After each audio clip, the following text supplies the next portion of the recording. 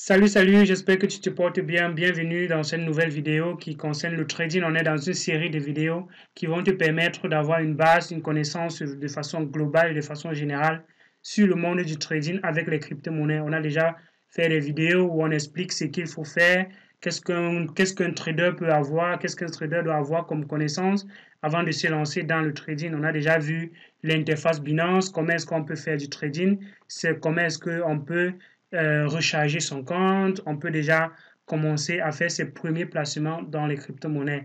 Donc, on a déjà vu aussi quelques techniques d'analyse des courbes. Quand on voit une courbe comme ça, dorénavant, on sait déjà ce que ça signifie. Un graphe comme ça, que les indicateurs de ce genre, on peut déjà quand même les lire. Donc, c'est ce qu'on a déjà vu jusqu'à présent. Mais ce qu'on a vu jusqu'à présent, c'était trader avec ses propres fonds. Donc, il fallait déposer de l'argent, donc soit acheter de la crypto-monnaie sur une plateforme comme Ejara et autres, avant d'entrer dans un exchange. Donc, on entre dans un exchange et on trade avec son propre argent, avec son propre capital. Mais maintenant, comment est-ce qu'on peut faire pour trader avec un capital qui n'est pas nôtre? Est-ce qu'on peut prêter de l'argent pour faire du trading? Donc, justement, le but de cette vidéo, c'est de t'apprendre le margin trading. Le margin trading qui est dans la possibilité de trader avec l'argent des autres. Donc, sur ma chaîne Elvis Conjo, on parle beaucoup plus de crypto-monnaies. Il y a déjà un certain nombre de vidéos qui vont te permettre de comprendre les arnaques, comprendre le monde des crypto-monnaies, les définitions, les concepts et autres qui sont derrière la crypto-monnaie. Donc, si tu passes par ici pour la première fois, abonne-toi, active la cloche de notification pour ne rater aucune de mes vidéos. Et il y a des formations qui vont arriver très prochainement pour accompagner les personnes effectivement en présentiel dans les crypto-monnaies parce que ce qu'on dit, c'est un peu compliqué pour quelqu'un qui se lance. C'est vrai, on a des vidéos, mais parfois, c'est difficile de prendre la main. Donc, on va continuer de suivre les gens là-dessus. Et pour le moment, justement, c'est déjà que tu puisses comprendre les concepts qu'il y a derrière. Et quand on va maintenant passer à l'application, peut-être de façon en présentiel, ce sera plus facile. Donc, pour ne pas rater tout ce qui va arriver là, abonne-toi, like la vidéo, partage aussi à d'autres personnes pour comprendre effectivement ce que c'est que la crypto-monnaie et puis qu'ils puissent aussi éviter les arnaques qu'il y a tout autour. Donc, le margin trading, en fait, comme je l'ai dit tantôt, c'est la possibilité de trader avec les fonds qui ne vous appartiennent pas. Donc, en anglais, margin trading is a method of trading assets using fund provided by third party. Donc, utiliser les fonds qui sont fournis par une tierce personne. Et dans notre cas, c'est la plateforme sur laquelle on traite qui va nous fournir les fonds. Donc, Binance va mettre à disposition des fonds et donc vous pouvez les prêter, les emprunter pour faire du trading. Donc, un avantage avec cette façon de fonctionner, c'est que vous avez aussi une possibilité d'avoir plus de revenus, plus de gains. Je m'explique. Imaginez-vous, vous faites un trading classique avec 100 dollars. Donc, vous avez déposé 100 dollars sur votre compte Binance. Donc, quand vous tradez ici, vous tradez avec 100 dollars. Donc, vous tradez avec 100 dollars. Mais maintenant, imaginez-vous que vous faites un trade gagnant et que vous gagnez ne serait-ce que 10%. Disons, vous avez tradé, vous avez gagné 10%. Avec vos 100 dollars, vous avez gagné effectivement 10 dollars. Mais imaginez-vous que vous aviez la possibilité de faire le même trade avec un gros capital. Si vous aviez tradé avec 1000 dollars, le même trade de 10% vous aurait donné 100 dollars. Donc, vous aurez eu presque 90% en plus. Et ça fait que effectivement, le margin trading va pouvoir te donner cette possibilité-là de d'emprunter de l'argent et augmenter ton capital pour pouvoir trader. Un inconvénient aussi, c'est que le même trade qu'on a fait tout à l'heure, mais imaginez-vous que ça allait plutôt dans l'autre sens. On avait plutôt perdu 10%. Donc, on a fait un trade et on a perdu 10%. Avec nos 100 dollars, on aurait perdu 10 dollars. Mais avec 1000 dollars, on aurait perdu 100 dollars. Donc, ça permet aussi de perdre de l'argent très rapidement. Donc, on comprend donc que c'est une méthode qui est certes importante, qui est certes intéressante, mais elle est intéressante que pour les personnes qui ont une stratégie, les personnes qui savent effectivement comment est-ce que ça fonctionne et qui peuvent et qui peuvent vraiment tirer cela à leur avantage. Parce que si vous venez si vous utilisez cette méthode en pensant que c'est justement vous avez beaucoup de capital, vous allez forcément gagner gros. Non, si vous n'avez pas de stratégie et si vous n'êtes pas un bon trader, vous allez perdre encore gros. Sachez que le trading que ce soit avec votre propre capital ou bien avec un autre capital, le risque est autant important parce que c'est volatile.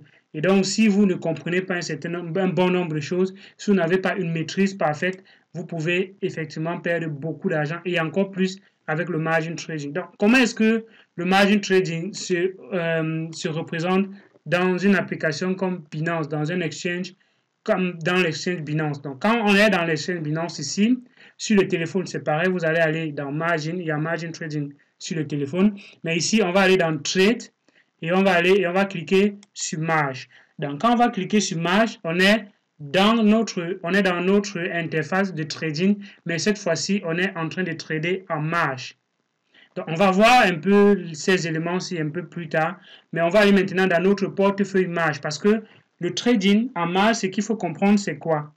Il y a une garantie, une caution qu'on doit déposer. Et la caution est ce qu'on appelle dans le jargon des crypto-monnaies un collatéral. Donc, si vous voulez emprunter de la crypto-monnaie, il vous faut déposer un collatéral. Donc, ce que vous allez faire, généralement, vous allez déposer l'argent sur la plateforme Binance. Et quand vous allez déposer sur la plateforme Binance, vous allez aller dans votre portefeuille. Je vais aller dans le portefeuille en cliquant sur portefeuille ici, margin. Et quand je suis dans le portefeuille margin, ce que je peux faire maintenant, je transfère l'argent de mon portefeuille classique vers le portefeuille margin. Et une fois que l'argent est dans le portefeuille margin, ce qu'on peut faire maintenant, si j'ai par exemple un collatéral, c'est une garantie. Et les garanties, ce sont des garanties en crypto-monnaie. Mais imaginez-vous, je vais trader en Bitcoin, mais je n'ai pas les Bitcoins. Donc ce que je veux faire, j'ai par exemple les Tezos. Je veux utiliser donc les Tezos comme garantie. Donc, je vais transférer donc mes Tezos dans le portefeuille margin. Donc, mes Tezos sont dans le portefeuille spot, mais je veux transférer dans le portefeuille margin. Et une fois qu'il est transféré dans le portefeuille margin, je peux maintenant emprunter une autre crypto-monnaie. Donc, on va aller dans l'interface. On est dans notre portefeuille margin. On va aller dans la crypto-monnaie qu'on a dans notre portefeuille principal. Dans notre cas, bon, moi, présentement, ce que j'ai dans mon portefeuille, je n'ai pas les Tezos. J'ai, dans le cadre de cet exemple, je vais utiliser les BNB. Oui, disons, les BNB. Donc, je vais transférer les BNB que j'ai dans mon portefeuille classique vers mon portefeuille spot. Donc, ici, je vais choisir portefeuille. Ouais, c'est déjà ici, portefeuille principal. Et je vais transférer vers mon compte margin. Et ici, le montant de transfert, je transfère tout. Donc, je vais transférer. J'ai deux BNB. Voilà, je confirme. Voilà, c'est transféré. Donc là, présentement, dans mon portefeuille margin, j'ai l'équivalent de 2 BNB. Et ces 2 BNB peuvent maintenant servir de collatéral. Maintenant, comme je ne veux pas trader, par exemple, avec les BNB, les Binance, je vais trader avec les Bitcoins. Ce que je peux faire maintenant, c'est emprunter les Bitcoins. Et donc, je peux maintenant venir ici, je dis emprunter. Donc, je vais agrandir l'interface un peu. Et je vais venir ici, cliquer sur emprunter. Maintenant, quand je clique sur emprunter, ce qu'il faut savoir, c'est que Binance, par défaut, les configurations de base, par défaut, te permettent d'avoir dans ton portefeuille margin l'équivalent de 2 fois ton collatéral, de 3 fois ton collatéral. Ça veut dire que si vous avez 100 $, dans votre, comme collatéral, que vous avez déposé comme collatéral dans votre portefeuille margin, alors vous pouvez emprunter au maximum pour que ça fasse x3. Donc vous aurez maximum 300 $ dans votre portefeuille margin. Mais vous pouvez configurer ces options-là, vous pouvez aller dans vos paramètres et vous configurer pour prendre bien plus de crédit. Mais ce n'est pas recommandé parce que si vous ne savez pas ce que vous faites et que vous prenez un crédit très gros, il faudra aussi que vous remboursiez parce que quand on prête, on doit rembourser. Parce que comme on voit ici, il y a un taux d'intérêt. Il y a un taux d'intérêt horaire. Donc, il y a un taux d'intérêt par heure qui est de 0,001% environ. Donc, on essaye de calculer ça par an. Ça fait presque 3% par an. Donc, il faut déjà comprendre que si vous avez donc emprunté une grande quantité, vous devez aussi payer un gros intérêt. Mais bon, si vous savez ce que vous faites et que vous savez que ce que vous allez emprunter, vous allez avoir des trades gagnants, vous pouvez emprunter gros. Mais ce n'est pas recommandable pour ceux qui ne savent pas ce qu'ils font. Donc, il y a emprunter et il y a rembourser. Vous pouvez donc Une fois que vous avez déjà emprunté, vous pouvez maintenant rembourser ce que vous avez emprunté. Ça se fait au même endroit, sur le même bouton emprunter, rembourser. Donc, dans mon cas, je vais emprunter les bitcoins. Je vais emprunter, vous pouvez emprunter, moi je peux emprunter jusqu'à maximum 4, puisque dans mon portefeuille j'ai présentement 83 $, je peux emprunter jusqu'à faire que mon portefeuille soit au maximum 83 x 3. Donc ça sera en maximum environ 240 $. Donc je peux emprunter ici, j'emprunte et je dis j'emprunte tout ce que la plateforme me permet d'emprunter, j'emprunte. Voilà. Donc votre demande a été approuvée, effectivement. Voilà. Là, présentement, ma demande a été approuvée. J'ai rafraîchi. OK. Là, présentement, ma demande a été approuvée et j'ai effectivement dans mon compte l'équivalent de 252 $, qui est effectivement, comme je l'ai dit tantôt, l'équivalent de 3 fois mon collatéral. Donc ici, on voit le capital propre. Le capital propre, c'est ce que j'ai déposé effectivement dans mon compte margin. Et ici, on voit ma dette. Ma dette est de 168. Je dois rembourser ma dette. Donc, comme j'ai déjà prêté, il y a un taux d'intérêt qui est déjà en train, qui a déjà déclenché. Dès l'instant que vous prêtez, il y a le taux d'intérêt qui est directement déclenché. Donc, ici, c'est le niveau de marge. Le niveau de marge vous indique quel est la balance de votre portefeuille. Est-ce que vous êtes dans le rouge? Si vous êtes dans le rouge, ça veut dire que Binance se rend compte que vous êtes en train de perdre de l'argent et que dans votre portefeuille margin, la probabilité que vous ne puissiez pas rembourser est grande. Donc, ce que Binance va faire, quand Binance voit que vous êtes déjà à peut-être quelque chose comme moins de 20% pour liquider, et Binance va liquider votre position. Quand on dit liquider votre position, ça veut dire quoi? Binance va vendre vos collatéraux, va vendre tout ce que vous avez emprunté, vos collatéraux, et se payer en premier. Donc, Binance, par exemple, comme j'ai les bitcoins, dès que je vais entrer dans le rouge, ce que Binance va faire, Binance va vendre mes bitcoins, vendre également mes BNB et rembourser tous mes bitcoins et rembourser les bitcoins que j'ai payés. Donc, on va rembourser la dette. Et quand on va rembourser la dette, s'il y a quelque chose encore dans mon portefeuille, tant mieux. S'il n'y a plus quelque chose dans mon portefeuille, tant pis. Binance aurait liquidé toutes mes positions et se serait payé en premier. La question qui revient souvent, c'est est-ce que quelqu'un peut donc emprunter et retirer de la plateforme? Est-ce que quelqu'un peut, dès que j'ai emprunté les bitcoins comme ça, je peux transférer ça dans mon portefeuille classique et faire un retrait sur une autre plateforme? Ce n'est pas possible. Tant que vous avez la dette sur Binance, dans votre portefeuille margin, vous ne pourrez pas retirer. Donc, si je viens par exemple ici, sur les bitcoins que je viens d'emprunter et je fais un transfert, Binance ne va pas me permettre de retirer cela.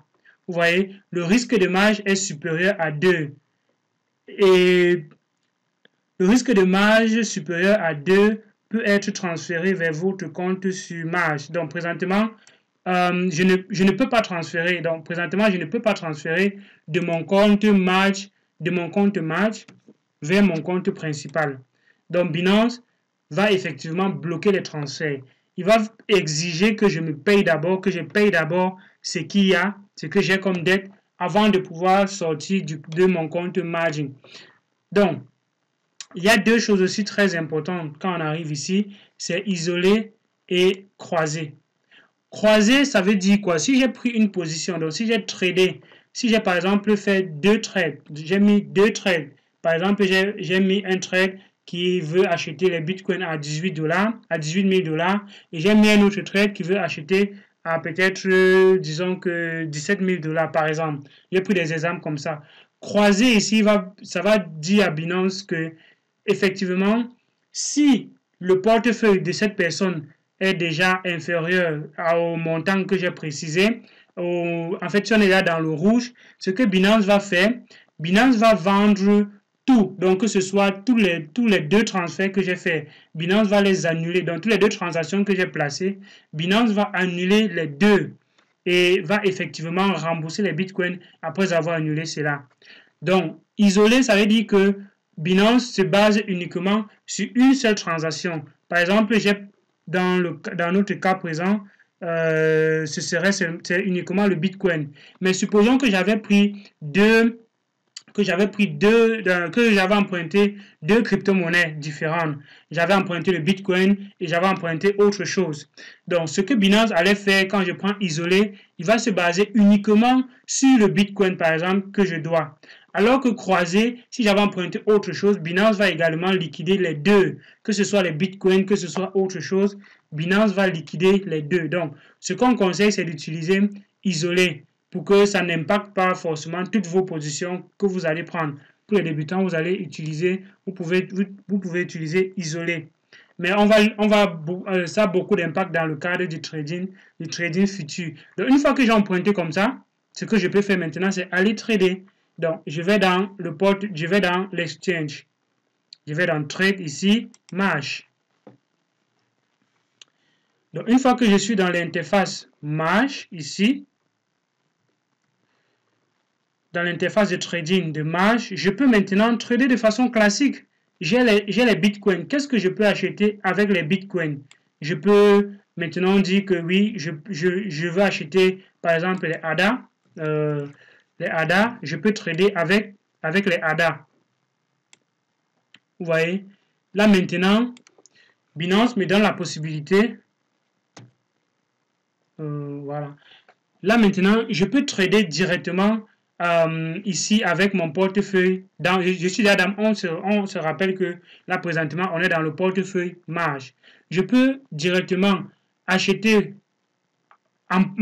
puisque j'ai une dette en Bitcoin, ce que je peux faire, c'est je peux rembourser directement en faisant un achat.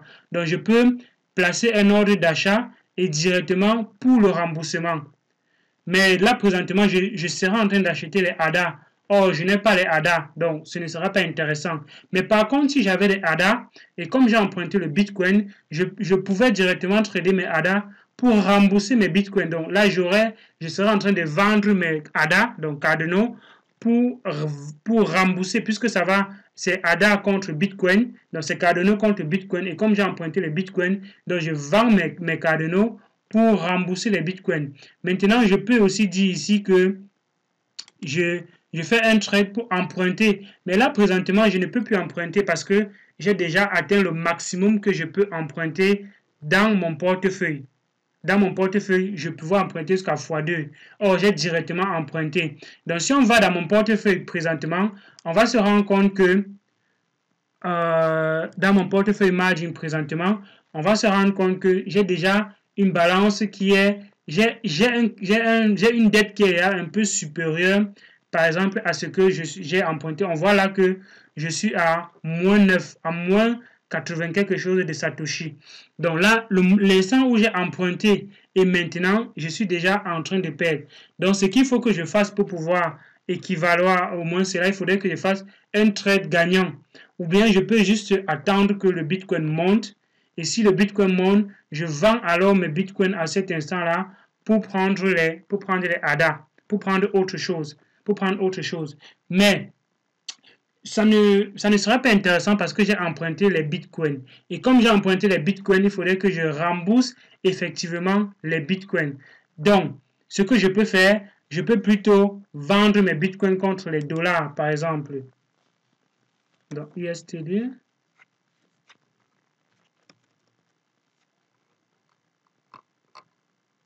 Je vais dans le marché ici, Fiat, je prends USDT. OK, et là, je prends BTC, puisque j'ai les BTC. Vous voyez, là, présentement, je peux vendre mes BTC contre les dollars. Et quand j'ai les dollars maintenant, je peux attendre que le Bitcoin, que la valeur baisse pour acheter. Donc là, présentement, j'ai les Bitcoins dans mon portefeuille. Donc, je peux vendre. Donc, là, je suis dans le trading. Je vais aller dans le portefeuille. Ici c'est le portefeuille. Si je clique Spot, alors je serai dans le portefeuille Spot, dans mon portefeuille principal. Et si je clique ici Croiser, je suis dans mon portefeuille Margin en fait. Donc là, présentement, j'ai les bitcoins. J'ai les bitcoins ici que j'ai empruntés. Donc ce que je peux faire, je peux vendre. Donc je peux décider de vendre tout. Comme ceci. Et là, on est à 93, on est à 19 793, donc presque 87. Je peux vendre ici, je dis que je vends à 8.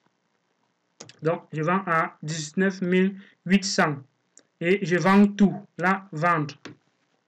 Là, présentement, j'ai placé un ordre de vente de mes bitcoins à 19 800.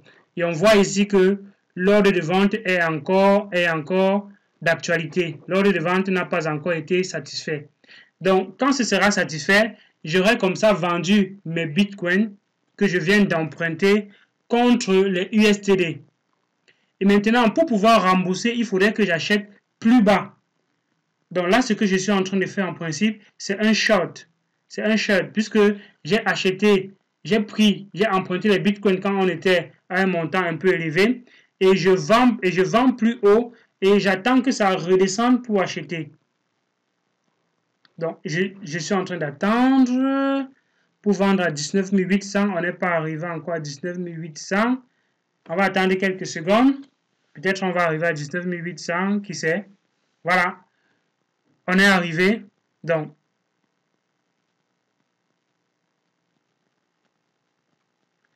il y a plusieurs personnes qui ont placé à 19 800. Donc, présentement, on n'a pas encore satisfait ma demande.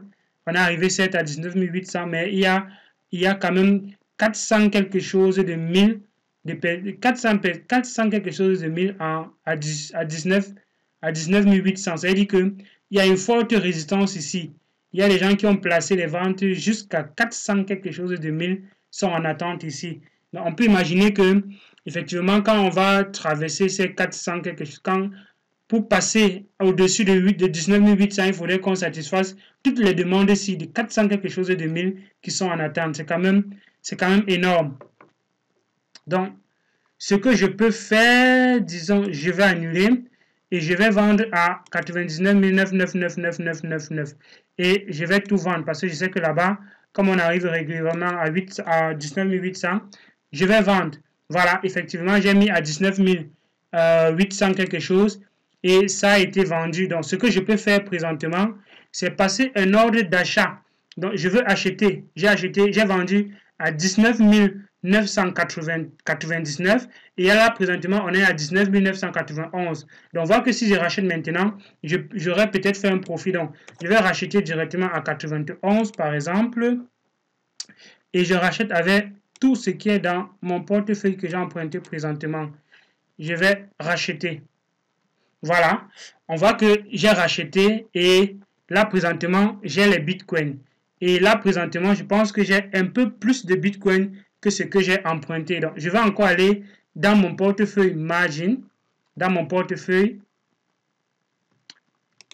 margin ici et je vois par exemple ce que j'ai. On voit que mon pourcentage présentement est faible, on est dans un truc vert, vous voyez que j'ai fait un petit profit. Donc, je peux déjà effectivement rembourser tout ce que j'ai emprunté. J'ai emprunté, vous voyez, là, j'ai déjà quand même fait un petit profit. Vous voyez, j'ai déjà presque 260 quelque chose de Satoshi. Si j'avais attendu un peu, là, présentement, on est à 19 760 quelque chose. J'ai vendu quand on était à 19 780 quelque chose. Donc, si j'aurais attendu un peu, je serais en train de faire plus. Donc, j'ai déjà fait 0,02 $ avec un emprunt.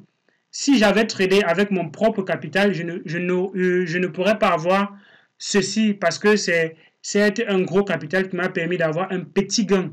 Et c'est comme ça que je peux effectivement maintenant venir ici et rembourser ma dette. Je clique là et je rembourse toute ma dette. Je sais que j'ai déjà effectivement ce qu'il faut dans mon compte pour pouvoir rembourser. Et là, présentement, j'ai remboursé ma dette. Et une autre chose encore, c'est le fait que quand vous faites les transactions se font en BNB. vous voyez que je n'ai pas... Ah oui, là présentement, j'avais les BNB, donc présentement, il n'y a pas de souci. Mais si vous n'aviez pas les BNB, les transactions se font en BNB, donc les frais de transaction vont se faire en BNB. Donc si vous n'aviez pas les BNB, alors vous serez obligé de payer les BNB pour pouvoir rembourser votre crédit.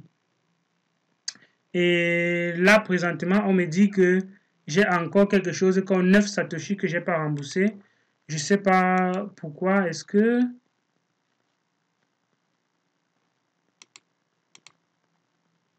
Vous n'avez pas encore emprunté de BTC. Disponible, intérêt, emprunté, total, dette plus total, 0.